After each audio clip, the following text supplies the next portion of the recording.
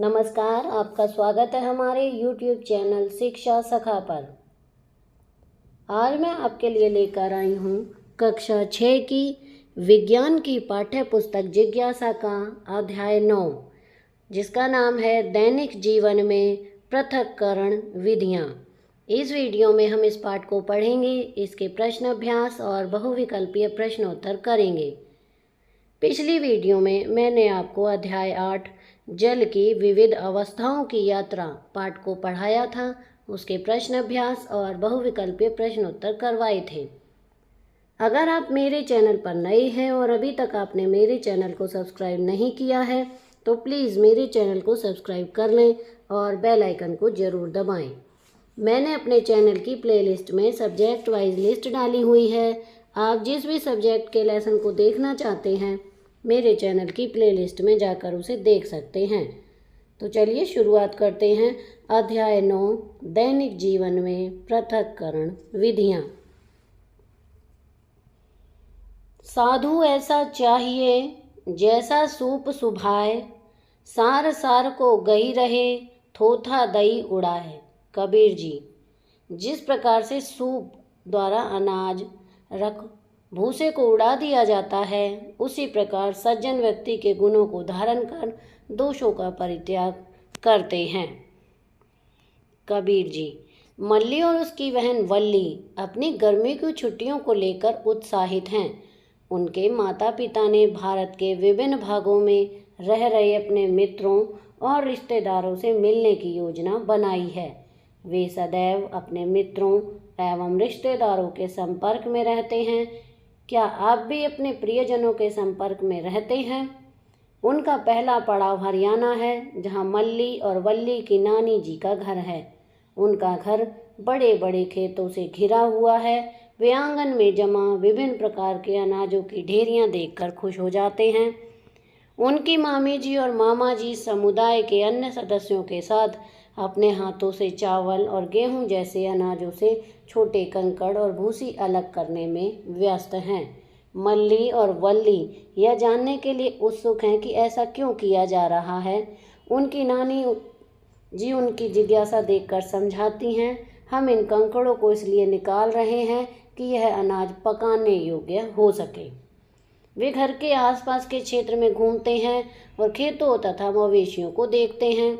उन्हें व्यस्त रखने के लिए नानी जी उन्हें आंखें बंद करके अनाज से छोटे कंकड़ चुनने की चुनौती देती हैं। तो यहाँ पर किसी ठोस मिश्रण वह पदार्थ जिसमें 2 या 2 से अधिक पदार्थ मिले होते हैं, जैसे कि गेहूं और चावल में से हाथ द्वारा छोटे कंकड़ और भूसी अलग करने की प्रक्रिया हस्तचयन कहलाती है। यह कणों के आकार, रंग और आकृति के अंतर के आधार पर किया जाता है।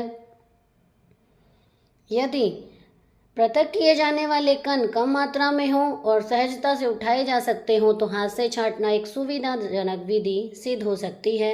दोपहर के खाने में वल्ली को गर्मा गर्म पुलाव परोसा जाता है। पुलाव खाते समय नानी जी देखती हैं कि मल्ली पुलाव में से साबुत काली मिर्च निकालकर प्लेट के किनारे रख रहा है।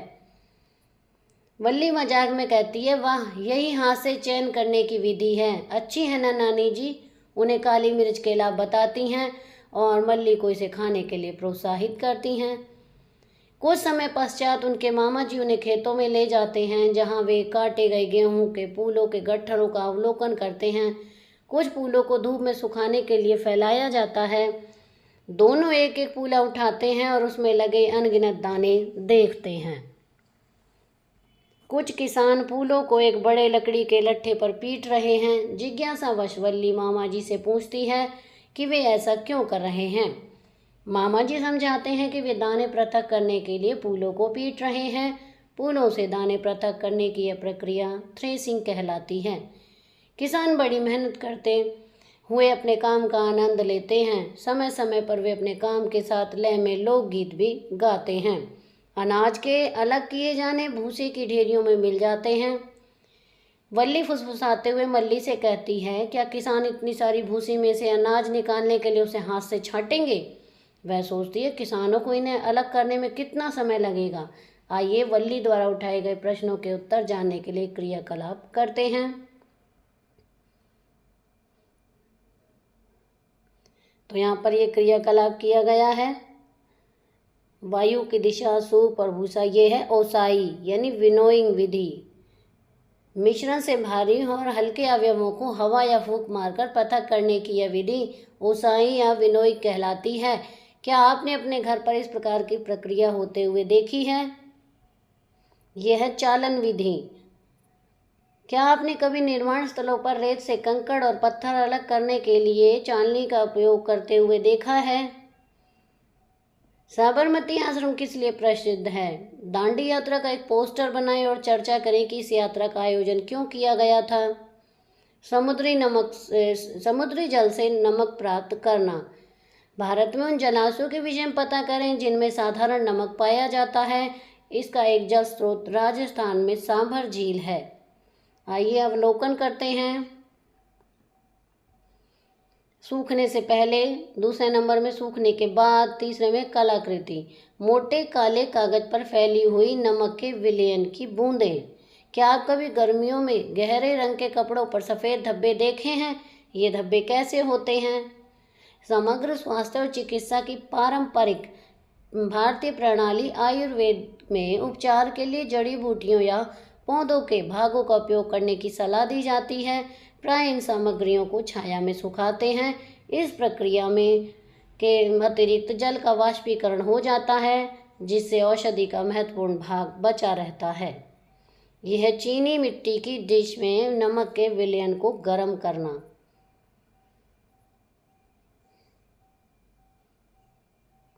हमारे आसपास की सामग्री अध्याय में आपने पढ़ा कि तेल जल में मिश्रित नहीं होता और कुछ समय तक बिना हिलाए रखने पर एक अलग परत बना लेता है। तेल और जल को पृथक करने के लिए आप किस विधि का प्रयोग करेंगे? ये क्रियाकलाप दिया गया है। निस्संदयन यानी फिल्ट्रेशन। फिल्टर पत्र के अतिरिक्त कपास, चारकोल, रेत इत्यादि अनेक सामग्रियों का उपयोग निस्यंदक के रूप में किया जा सकता है। निस्यंदक का चुनाव पृथक की जाने वाली सामग्रियों के कणों के आकार पर निर्भर करता है। टी बैग, चाय की पत्ती की थैली पहले रेशम जैसे मुलायम कपड़े से बनाई जाती थी, क्योंकि यह चाय की पत्ती को रोक लेती थी और जल इनके आर पार निकल सकता था। रेशम मजबूत होने के कारण गर्म जल के संपर्क में आने पर फटता नहीं था। बाद में लोग जाली या मलमल के कपड़े का उपयोग करने लगे। अंततः उन्होंने फिल्टर पत्र का उपयोग करना आरंभ कर दिया, जिससे आजकल अधिकांश टी बैग बनाए जाते हैं।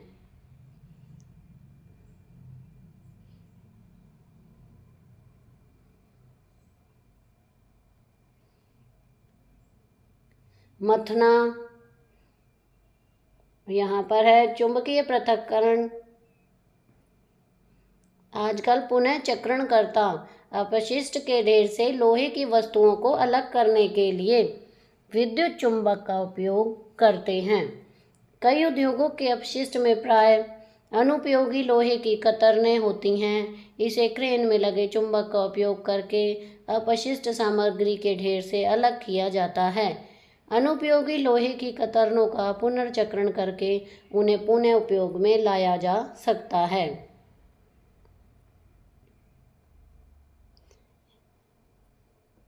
प्रमुख शब्द मथना, मिश्रण, सृजन करना, निस्तारण, अवसादन, योजना बनाना, वाष्पीकरण या वाष्पन, छानना, प्रयोग करना, निस्यंदन, थ्रेसिंग, अन्वेषण करना, हस्तचयन, ओसाई, निकालना, चुंबकीय पृथक्करण, जांच करना। सारांश।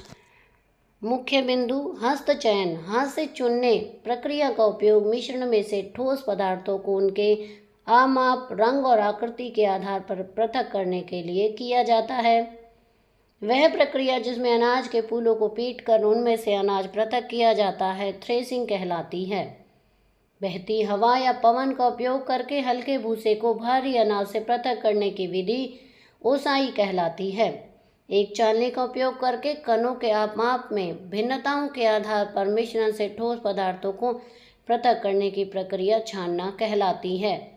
वाष्पीकरण या वाष्पन वह प्रक्रिया है जिसमें एक द्रव अपने वाष्प में परिवर्तित हो जाता है। इसका प्रयोग एक द्रव में घुले ठोस को पृथक करने के लिए किया जा सकता है। किसी द्रव के तल पर भारी या घुलनशील अवयव के जमा हो जाने की प्रक्रिया अवसादन कहलाती है। जब बर्तन को तिरछा कर द्रव को निकाला जा सकता है तो यह प्रक्रिया को निस्तारण कहते हैं। निस्यंदन का उपयोग अघुलनशील ठोस अवयवों को द्रव से पृथक करने के लिए किया जाता है। मथनी का उपयोग दही से मक्खन निकालने के लिए किया जाता है।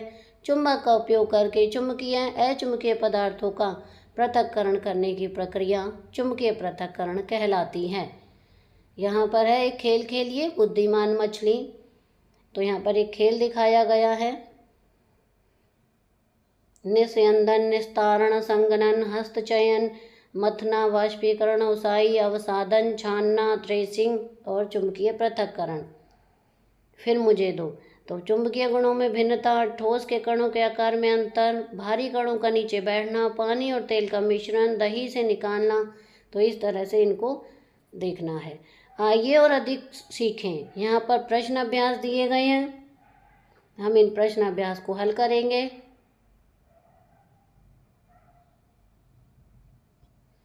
आगे भी सीखें।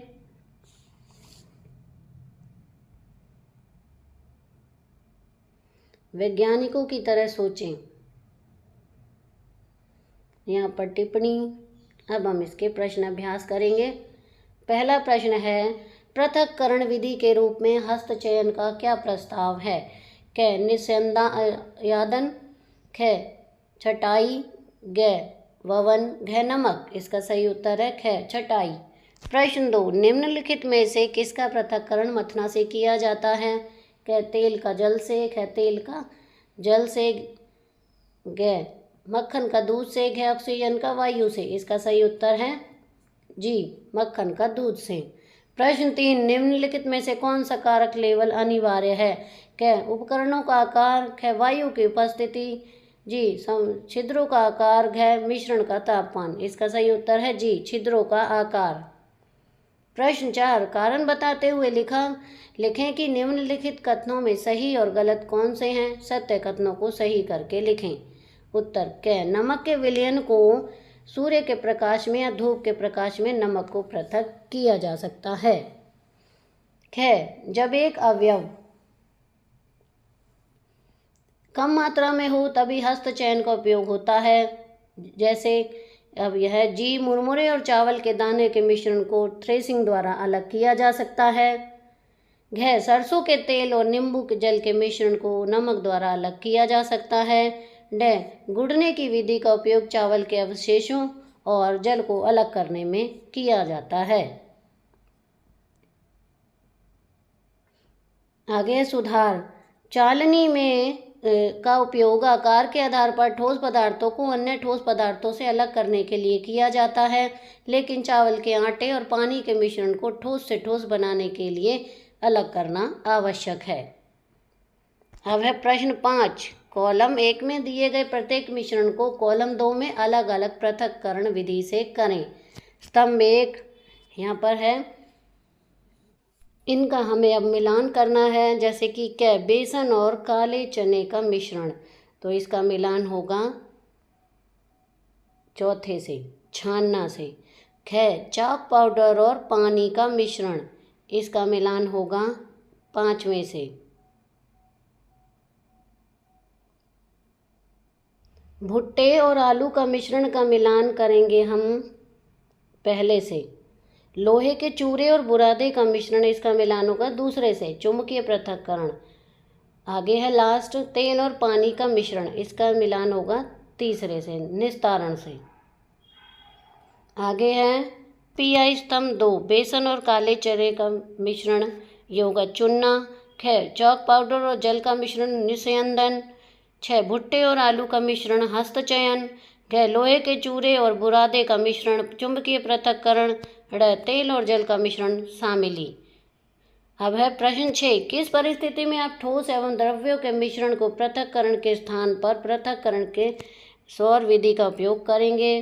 उत्तर है नंबर 1, जब ठोस और भारी कण अघुलनशील होते हैं तो वे डूबने के तल पर पहुंच जाते हैं।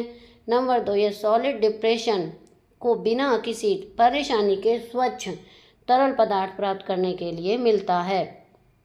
प्रश्न 7, नासिका में बाल की उपस्थिति को आप किस अलगाव प्रक्रिया से जुड़े हुए हैं? उत्तर है नंबर 1, नाक के बाल एक प्राकृतिक फिल्टर की तरह काम करते हैं जो हमारी सांस लेने वाली हवा से गंदगी पर और अन्य समुदायों को विस्थापित करते हैं। नंबर 2, यह निस्यंदन प्रक्रिया पर काम करती है। प्रश्न 8, कोविड-19 कोरोना वायरस महामारी के समय हम सभी ने मास्क पहने हुए थे। सामान्यतः वे किस सामग्री से बने होते हैं? आपके मुंह और नथनों यानी नाक को ढकने में मास्क की क्या भूमिका है? इसका उत्तर है मास्टर, पर आमतौर कपड़े या अन्य सामग्री जैसे कि क्यूपस, विएटस, एशियो रेशम आदि की कई परतें बनती हैं। नंबर 2, यह हमारी कार्य हमारी सांस द्वारा ली जाने वाली हवा से कूड़ा कचरा, पर्स, समुदाय से बरामद वाले धुएं और वायरस जैसे को अच्छा करता है। प्रश्नों, आपको आलू, नमक और लकड़ी के फायदे बताए गए हैं। इस मिश्रण के प्रत्येक अवयव को पृथक करने के लिए चरणबद्ध प्रक्रिया की आदर्श तैयारी करें। उत्तर, आलू को हाथ से मिलाएं। नंबर 2, नमक को नमकीन बनाने के लिए बचे हुए मिश्रण में जल डालें। नंबर 3, नमक के मिश्रण से बुरादा अलग करने के लिए मिश्रण को अच्छा कर लें। नंबर 4, नमक प्राप्त करने के लिए नमक के घोल से जल का वाष्पीकरण करें। प्रश्न 10, बुद्धिमान लीला शीर्षक कहानी पढ़ें। यात्रा तंत्र में 2 वैकल्पिक शब्दों में से सबसे अधिक विकल्प पर सही का निशान लगा है। अपनी पसंद से एनोटेशन का कोई अन्य शीर्षक लिखें। उत्तर, लीला अपने पिता के साथ खेत में काम कर रही थी जब उसे ध्यान आया कि वे पीने का पानी घर पर ही छोड़ आए हैं। इससे पहले कि उसके पिता को प्यास लगे वह तालाब के पास से जल ले आया। जल पीने के बाद उसने ध्यान दिया कि जल मटमैला है और पीने के लिए अनमोल है। जल को शुद्ध करने के लिए उसने जल को कुछ समय के लिए रख दिया और उसके बाद मटमैले जल को मलमल के कपड़े से निंदित किया।